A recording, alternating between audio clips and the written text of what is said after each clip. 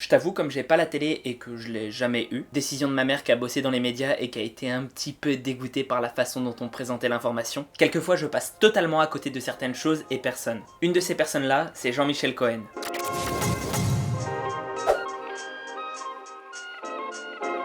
Pour ceux qui ne le connaîtraient pas comme moi juste avant, un bref résumé. C'est un médecin nutritionniste médiatisé et d'après ce qu'on peut lire sur Wiki, il a l'air quand même d'avoir une base solide dans la recherche. Maintenant, il est quand même plus connu pour son expertise publique, il donne son avis sur les télés, radios, journaux, bref... c'est une figure quoi, mais il s'avère qu'il a ouvert une chaîne YouTube récemment. J'y suis allé avec un œil un peu méfiant parce que j'avais eu un retour négatif d'un de mes amis. Mais bon, ce que j'essaye de faire dans ce genre de cas-là, c'est de laisser le bénéfice du doute à l'accusé. Après tout, sinon ce ne serait que faire un biais de confirmation, aller chercher la petite bête là où je pense déjà la trouver. Eh bien je ne vais pas te donner mon avis général tout de suite, et plutôt te laisser regarder la suite de la vidéo pour que tu comprennes mon raisonnement. Pour cette analyse, je vais essayer de te dire tout ce que je pense de cette personne-là, et surtout de ce qu'elle raconte. Mais sans pour autant m'improviser nutritionniste, tout ce que je dis sera appuyé d'études et ou de simple bon sens. Je vais procéder avec 3 de ces vidéos, une des plus populaires et qui est donc directement mise en avant par YouTube, une plus récente et donc que je pourrais voir, et une un peu entre les deux sur un sujet qui m'intéresse au hasard. Ça pour pouvoir à peu près juger du contenu moyen, même si je ne sais que ce n'est pas la méthode optimale, mais ça me semble pas trop mal non plus. Commençons donc avec comment perdre du poids et maigrir rapidement. Pour maigrir rapidement, vous êtes obligé d'abaisser votre ration calorique. Ça veut dire que le nombre de calories que vous consommez dans la journée, il doit baisser par rapport à ce que vous mangez auparavant. Si je lui donne, c'est super dur à faire, un régime à 600 calories, elle va perdre 6 kg par mois. Premier bon point, il dit que seules les calories importent pour la perte de poids, et ça c'est vrai. En revanche, il me fait un petit peu peur avec son régime de 600 calories super difficile à tenir par mois. C'est surtout que c'est la porte ouverte à toutes les carences, difficile de tenir ses quotas en macro et micronutriments avec aussi peu de calories. Mais je vous cache pas que quand on veut maigrir vite et qu'on fait un régime de sauvage, alors c'est vrai qu'on n'a pas tous les éléments nutritionnels, sauf à acheter en pharmacie des polyvitamines, du potassium et du magnésium. Si on fait pas ça, c'est vrai qu'on aura des carences. Ah ok, il le dit quand même et rapidement derrière en plus. Seulement... je serais pas hyper chaud pour l'approche remplacée par des compléments alimentaires, car on sait quand même que certains micronutriments sont très mal absorbés quand ils sont pris sous la forme de multivitamines. Par exemple notamment le zinc qui a certaines interactions pas top. En gros il faut être un bon chimiste pour se complémenter sans risque de sous-dosage ou même de mauvaises interactions comme je viens de le dire. Chose qu'on limite quand même en grande partie quand on consomme des aliments complets à la place de compléments. On peut réduire les sucres, on peut réduire les graisses, l'idéal c'est de réduire les deux. Ensuite il parle du fait de devoir réduire les sucres et les graisses. En fait le problème que je commence à avoir c'est qu'il ne prend pas vraiment en compte l'activité physique. Parler de régime intense sur une semaine à 600 calories, de 40 grammes par jour de glucides ou moins.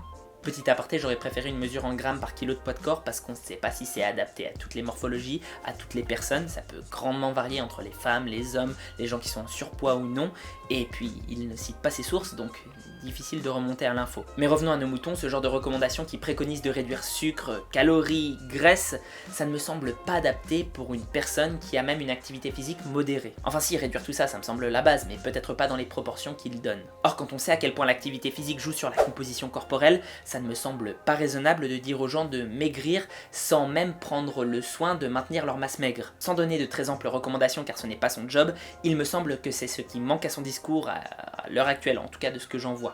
La troisième chose, vous la connaissez, on nous a abreuvé avec ça, c'est l'activité physique. Mais l'activité physique, c'est comme diminuer sa ration calorique. Si je lui fais faire tous les jours une marche rapide de 40 à 45 minutes, elle va dépenser 150 à 200 calories. Mais c'est la même chose que si j'avais fait un régime à 1400 calories et que j'enlevais 200 calories, donc je la mets au régime à 1200 calories. 1. On ne fait pas d'activité physique trop violente si on n'est pas entraîné. Deuxièmement, quand on est au régime, on est un peu fatigué et on risque plus les accidents que quand on n'est pas au régime, quand on a une activité physique. Donc on y va doucement. C'est pour ça que les gens qui veulent maigrir vite et suivre des régimes difficiles pour obtenir un résultat, je leur demande de faire simplement de la marche rapide ou de la marche fractionnée. C'est-à-dire que vous marchez par exemple en, je sais pas moi, 5 minutes, et puis toutes les 5 minutes, vous allez accélérer la marche pendant 1 minute, etc., etc. Décidément, je parle un peu vite, il y vient. Bon, c'est la preuve que quand j'écris cette vidéo, je le fais en live. Mais selon moi, il le fait de façon assez étrange. Vouloir l'utiliser comme un outil de perte de poids supplémentaire, c'est étonnant. Ça se justifierait totalement dans un cas d'obésité morbide, mais sinon... Le cardio augmente l'appétit, diminue considérablement la capacité de récupération, qui est déjà altérée parce qu'on est en déficit. Donc il y a des risques de blessures, etc., etc. J'aurais plutôt préconisé de faire de l'entraînement de type musculation, mais de commencer avant le déficit, et ce pour une raison simple,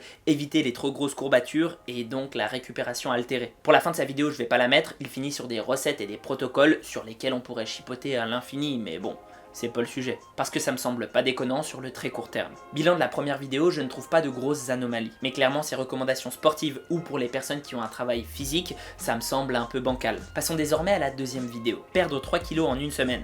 Voyons donc. Mais en même temps d'abaisser très fort la ration calorique de la journée pour tomber sur des zones de l'ordre de 300 à 400 calories par jour. Mais je répète, une semaine maximum. Déjà, il conseille de manger 300 à 400 kilocalories par jour en une semaine.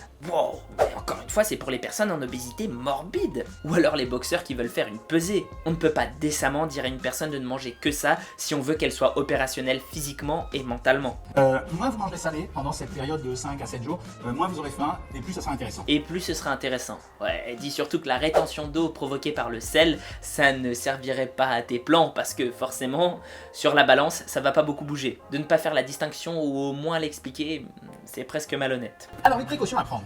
1. Les fibres. Donc ici, bon, je vous ai dit que j'étais feignant, j'ai pris des haricots et des poivrons que j'avais trouvés dans ma cuisine. Je te laisserai voir la vidéo en entier, mais de ce qu'il dit au niveau des aliments, il est plutôt pointu. Même au niveau de la déperdition calorique des protéines, mais en même temps, je n'en attendais pas moins d'un nutritionniste. Cependant, on ne peut pas relever que le négatif, et quand quelque chose est bien fait, il faut le dire. Bon, de façon générale, dans la fin de sa vidéo, il ne fait que récapituler ce qu'il a déjà dit. Je ne vais rien dire de plus pour le moment, j'attends de voir la suivante et de faire un petit tour supplémentaire sur sa chaîne. Donc enchaînons sur la dernière, et sa dernière en date au moment où j'écris la vidéo, sur les régimes sans sucre. Vous avez deux grandes catégories de sucre, ce qu'on appelle les sucres simples, vous le savez, je suppose maintenant. Alors il y a deux mots pour dire ça, on disait avant les sucres rapides, maintenant on dit les sucres simples, et puis vous avez de l'autre côté les sucres complexes, principalement ce sont les amidons. La distinction entre les sucres lents et les sucres rapides, ça ne me semble pas être l'idéal. J'ai parlé dans une vidéo de l'indice glycémique qui est bien plus adapté pour savoir si un aliment fait monter vite le sucre dans le sang ou pas, sans compter d'autres paramètres comme le fait par exemple qu'on ne mange jamais ou presque de pain seul. Je prends le pain qui a un indice glycémique élevé, mais ça pourrait être n'importe quel autre aliment. Le truc, c'est que consommer des repas complets, ça va mitiger grandement l'indice glycémique.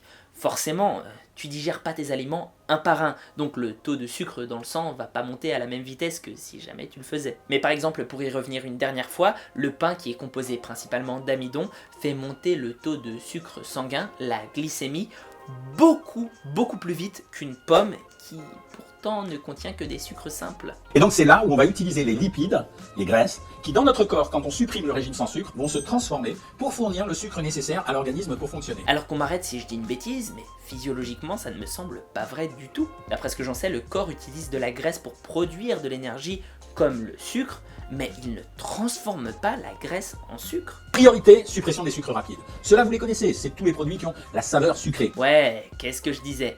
Non, les produits sucrés en bouche ne passent pas forcément directement dans le sang. Encore une fois, les fruits, peu importe ton régime, seront toujours bons pour ta santé. Sauf en cas de diabète ou autre pathologie. Là, je veux pas m'avancer, c'est pas mon domaine. 50 grammes de sucre rapide pour les femmes, 60 grammes de sucre rapide pour les hommes par jour.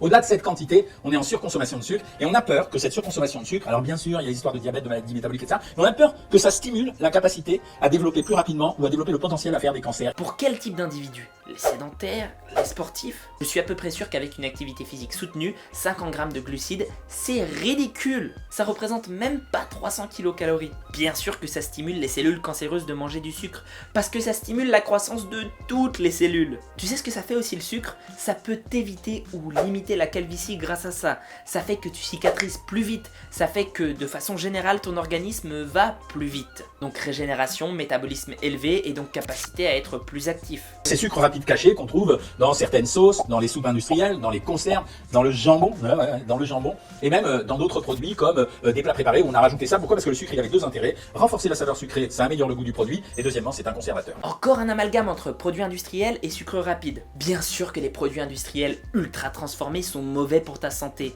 mais pas parce qu'ils contiennent du sucre, justement par leur nature de produits ultra transformés. Encore une fois qu'on ose me dire qu'une pomme c'est mauvais pour la santé. Ça voulait dire que les jus de fruits étaient pareils, entre 12 et 16 grammes de sucre pour 100 ml, donc je voyais pas pourquoi on allait faire la promo des jus de fruits et cogner sur les sodas, il fallait cogner sur les deux. Comment on peut comparer des sodas industriels et du jus de fruits? Oui, c'est kiff-kiff en termes de sucre, mais il n'y a pas que le contenu en sucre qui est à comparer. Et les vitamines présentes dans les jus de fruits, et les additifs contenus dans les sodas, etc. etc. Bref, je m'arrêterai là pour cette vidéo, il n'y a pas grand chose d'autre. Je vais donc te donner mon avis global. Déjà, je pense que sa chaîne n'est pas horrible en elle-même. Il y a pas mal de bons conseils et honnêtement, ses façons d'aller chercher les vitamines et les nutriments là où ils sont plutôt très intéressantes. Néanmoins, je me dois de soulever quelques petits soucis. D'abord, le premier point, c'est le manque cruelle de prise en compte de l'activité physique. On dirait qu'en dehors de l'aspect nourriture, rien n'importe dans la vie de ceux qui veulent maigrir. De plus, j'ajouterais que certes, les imprécisions sont légères, surtout quand on voit ce qui se fait ailleurs dans le fit game, mais pour quelqu'un qui est docteur, je rappelle, 9 ans d'études, et qui passe sa vie à se consacrer à ce domaine, que moi je puisse trouver des imprécisions dans son discours, ça me semble super gros. Alors après, il n'est pas exclu que je me trompe systématiquement quand je crois percevoir du faux chez lui. Mais après avoir croisé mes sources, ça semble quand même dur à croire. Enfin, ce qui m'ennuie le plus, c'est qu'on tourne autour de sujets problématiques quand on touche à la perte de poids à mes yeux. Oui, je suis le premier à penser que quand on veut se créer une audience, il faut donner un minimum au public ce qu'il veut. En témoignent mes nombreux titres putaclic. Cependant, pour ma part, au-delà du titre en lui-même, j'essaye toujours d'orienter le contenu vers le terrain qui me semble le plus propice au développement des personnes. Par exemple, donner des moyens aux personnes de maigrir le plus vite possible, c'est quand même assez peu responsable quand on sait que les pertes de poids qui sont les plus rapides sont aussi les moins durables. Je pense qu'il devrait au moins le préciser dans ce type de vidéo. Que les études actuelles convergent vers une perte de poids lente, un rééquilibrage alimentaire pour éviter les effets yo-yo. Du moins si c'est véritablement la santé de ses viewers qui l'importe et pas uniquement, comme il le rabâche toutes les 5 minutes, le fait qu'il s'inscrive sur son site internet payant. Bah d'ailleurs on va faire comme lui, n'hésite pas à aller sur mon Insta, mon Discord ou même aller regarder des publicités sur YouTube, des clips sur Tipeee. Voir si t'es un grand prince lâcher quelque chose, mais franchement, je t'en demande pas tant. Et puis tu peux liker, partager, t'abonner. Au moins ça coûte rien. Si ça t'intéresse, j'ai fait un guide ultime sur la perte de poids et celui-ci s'attaque aux besoins des sportifs. Ah, encore une fois, c'est sur YouTube, donc c'est gratuit. Et sur ce, prends soin de toi et à la prochaine. T'aurais une autre personnalité à me recommander? Du fit game ou non, hein, ça peut être intéressant.